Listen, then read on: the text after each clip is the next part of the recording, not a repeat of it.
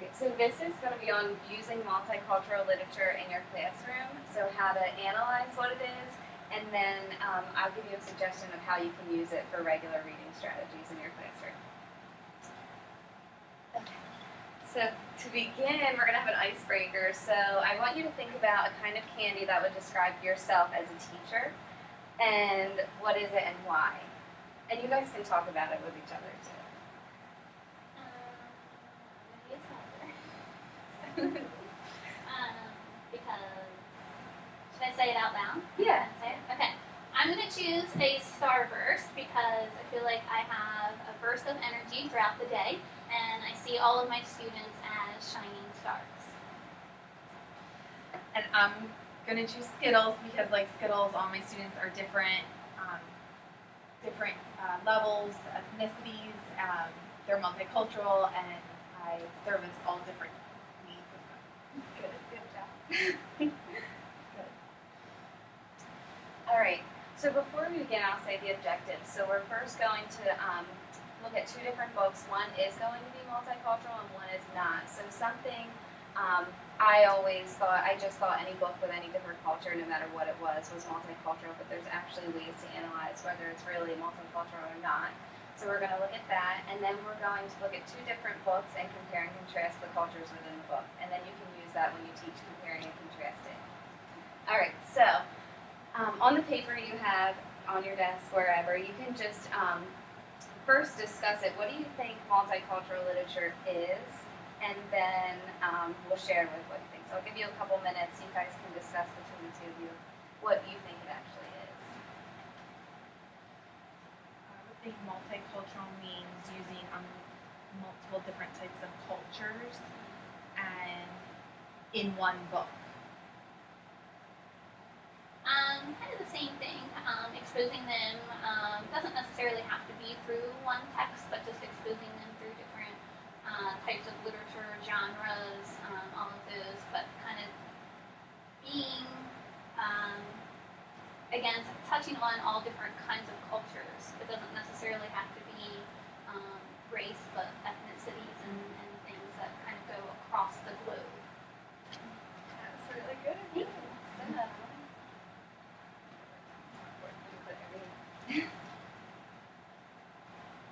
Okay, so this is a long definition, but I'll read it to you because when I first learned about it, there were a few things that I didn't realize were what was multicultural and what wasn't. So one thing I want to point out, just as Gloria said, it's not just race or ethnicities because Jewish literature is also considered multicultural. So it's just different groups, different culture groups, different beliefs of different people. And so I'll read more about this and then we'll talk about that. So it's literature that includes compelling characters, stimulating language, and well-paced action. So even if it's a picture book, as long as the characters are consistent and the settings are accurate, the setting is accurate, or it's symbolizing different things that have to do with that culture. That associates with the culturally diverse groups of people in our world and is intended to allow all students either connect to diverse groups, be able to empathize with diverse groups, and appreciate the diversity in our world. This literature must also be accurate in its content and through the illustrations. So that part also confused me a little bit because there are some picture books that aren't accurate, but even as long as it depicts some kind of cultural entity, I guess it still counts.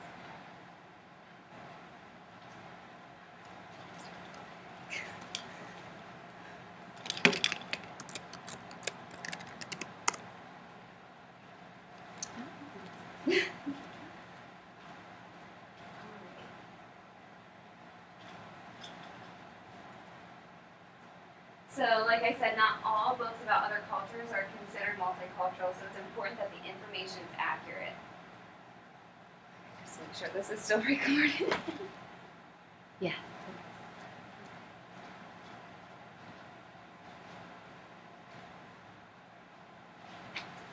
Alright, so we are going to evaluate books. I'll show you an example of two first, and then I'll give the two books that are on your desk. You guys will look and then discuss and come up with which one is multicultural and which one's not. So you want to pay attention if the illustrations are accurate, if it's talking about a historical event, does the setting look like it's accurate, or the characters depicted accurately? do the characters assimilate to one culture, or do the cultural differences of the characters matter? Is the factual information accurate, and does the text avoid stereotypes? So even though it will be hard to figure out what's stereotype and what's not a stereotype, you just don't want to stick to one story when you use multicultural literature. You want to make sure you incorporate other stories of different groups of people within that culture too. Okay. So the first book is Secret Valentine by Catherine Stock. And this book, you can tell that the girl is African American by the cover, and throughout the book there are illustrations of her and her family as African American. The story is about a little girl that makes Valentine cards for her family and neighbor. So throughout the text, there's nothing that refers to them as African American, just besides only the illustrations. So this book isn't considered multicultural. Now, when I look at this book, I would still use it because I feel that if there is African American students or other cultures, they're included in regular texts, but it's just not considered multicultural. So you can still use these texts, but they're just not considered.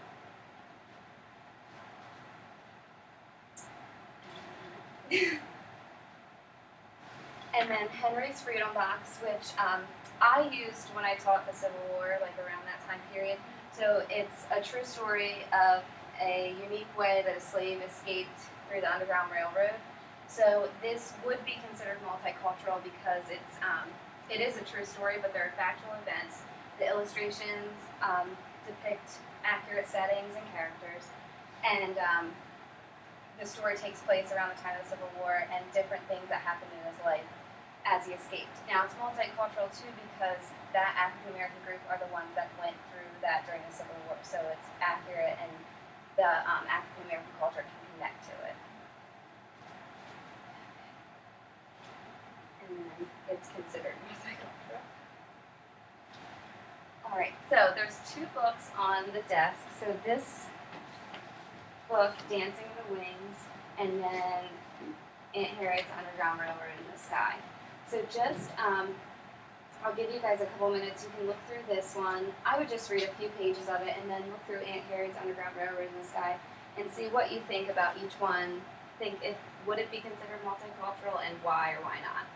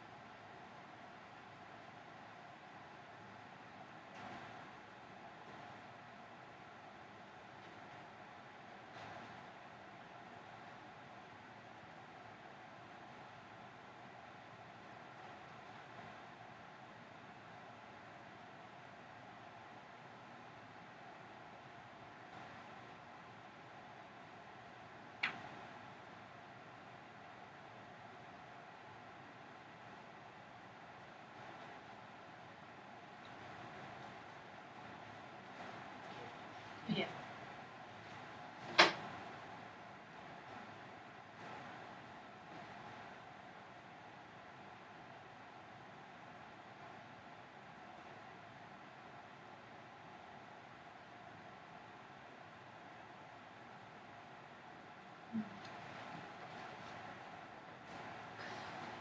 This one talks about the underground, like factual information.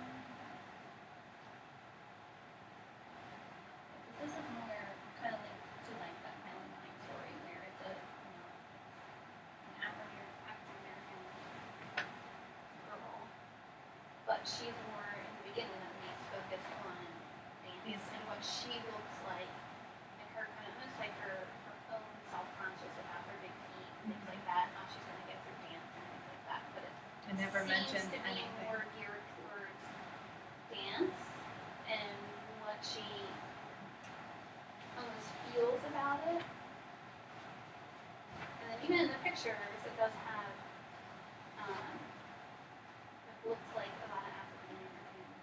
Yeah, but it never says that they are. Right, but I don't see anything necessarily geared towards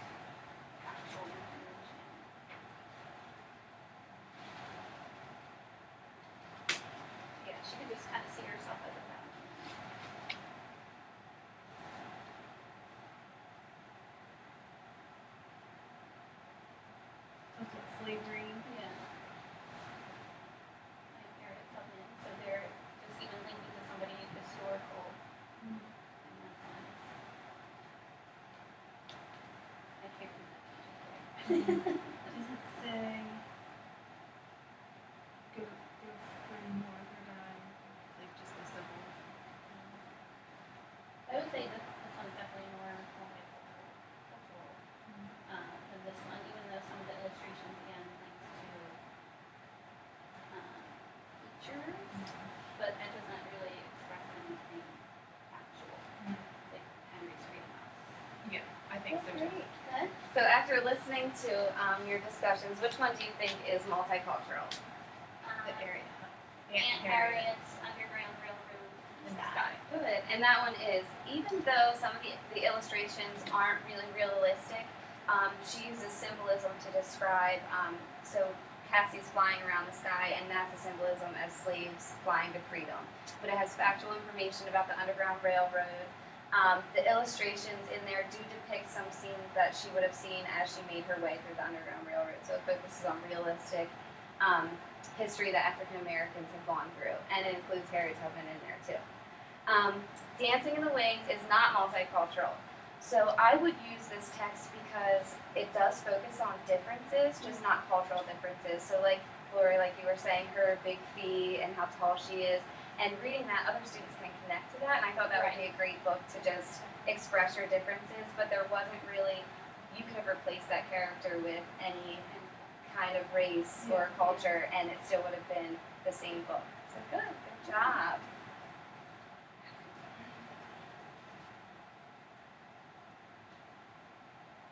Okay, so after just figuring out what is multicultural and what's not, I came up with a way you could use it in your classroom. So one of the strategies that we teach is compare and contrast.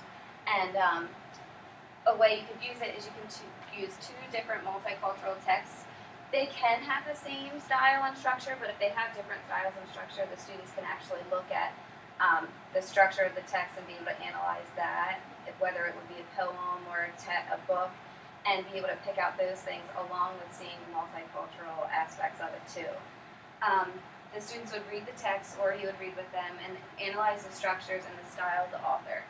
So just like we saw with Aunt Harriet's Underground Railroad in the Sky, she uses a lot of symbolism to represent some of the cultural beliefs and things that they've gone through. And then to create a Venn diagram looking at the similarities and differences within the text. Okay, so I have another book. So we'll use Aunt Harriet's Underground Railroad in the Sky. And then Grandfather's Journey is a text by Alan Say. It's a text about a Japanese grandfather, and it's told from his grandchild's point of view. And he's explaining, and you guys have used it in your classroom, so you're so we don't have to sit and read them, but after, what I would do is you would read both books to your students, maybe one day and the next one the next day, and then just use a Venn diagram to compare and contrast maybe the writer's style and also the cultural differences that are inside of the text. So you guys can start to do that. I have Venn diagrams here, so just like you would for your students. And then just any similarities and differences that you have. With these two? Yeah. Yep.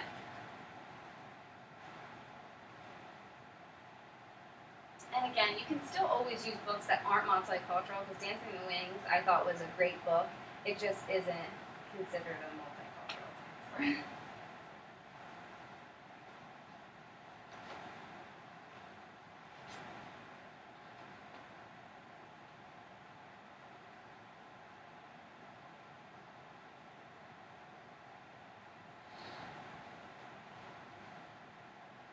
Those involves children.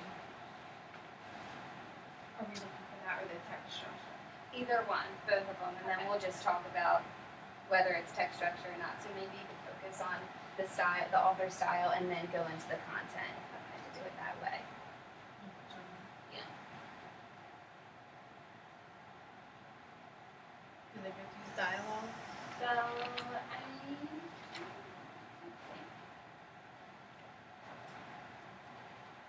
this is all third person point of view.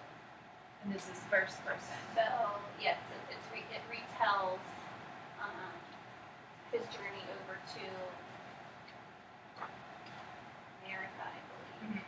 So I mean, There's- here's first person. yeah. And then that is where that's African American, and then this is Japanese.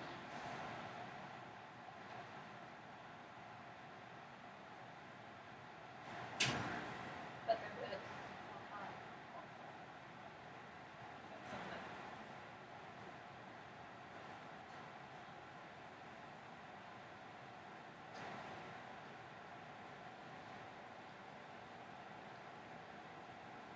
And if I remember correctly, I believe he goes back and forth. Right? Back and Yeah. he gets Yeah. homesick, right? At some point, I think he goes back and forth to America and back to Japan.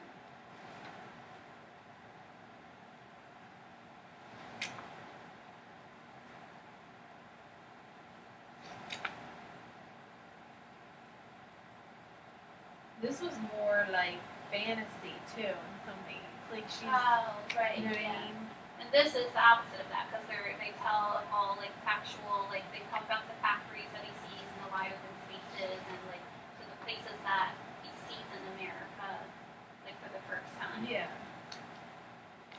So we could say that's more fantasy, but Fantasy, this is yeah. more realistic. Fantasy driven. It's always like it's always scary. Because like the man in the window and stuff. I know. They like Yeah. always think it's scary. And this again, they go into a little bit of the Japanese culture. I think they have where they sit like on the floors and they like see how like even their shoes are outside. So it kind of even though it doesn't necessarily like through the illustrations will kind of express the culture of I think this does too. It shows about how slaves were to get married. It shows like the culture okay. So maybe through pictures. illustrations both expresses culture.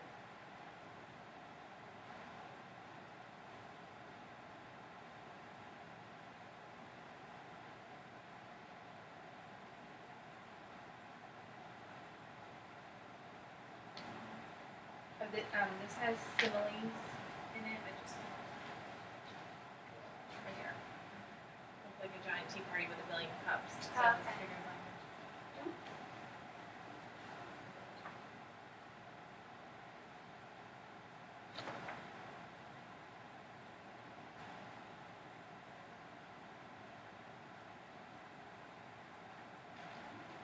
Does this have in the back of the book? Does it have like sometimes they have like information?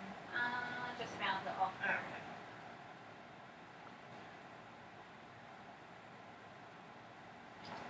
So we can say that one has factual information. In the back.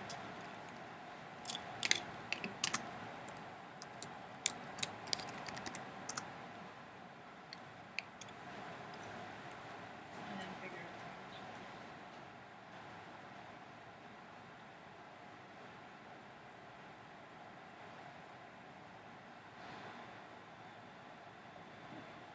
Good job. I was listening to some of the things you guys were saying. It was really good because as the Common Core standards and the slide before this, I'll show you, it talked about the standards that this would address. So just referring to details and examples in the text and explaining what the text says, determine the theme and summarize it, describe the character setting or events. But along with doing all of these things, that would be comparing and contrasting the different elements within the text of the multicultural literature. But you guys compared the structural elements, which was great. And that's what I feel that some of us may have struggled with too. Once Park was initiated, how they had to look at how one was a poem or one was a story. So looking at the author's style rather than just the content will also help students be able to figure out the meaning behind the text. So good. So what were some through the structure of the book? What were some similarities that you guys saw? Both involve children, so I know, especially with mine, it was kind of told from the children's point of view. It was kind of retelling his grandfather's journey back and forth from America to Japan. they were both definitely multicultural texts in the sense that, again, they taught us more about their culture, whether it was through the text itself or even in the pictures, which is kind of another bullet that we came up with. That the illustrations shows their different culture. Like they might not show or tell them the fact that they take off their shoes, but they can show it in a picture. Even when they sit down to have dinner, they're sitting on the floor and not in like a dinner table and chair, so they can kind of be able to even critique and analyze themselves. That okay, I do that differently. So that must be their culture, their style that they use in a different country. So those were the similarities that we found between each of those texts. And looking at the elements of the cultural aspects within the text too, the students can start to connect to the text and not just look at the differences, but start to look at the similarities between themselves and between different cultures. So Right. that's why it's good to get them more involved with texts that are multicultural, so they can see and learn about different cultures and hopefully shed some stereotypes or negative stereotypes that they may have. So some differences.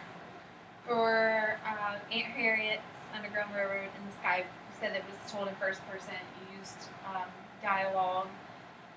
It was about African Americans and slavery. It was a fantasy.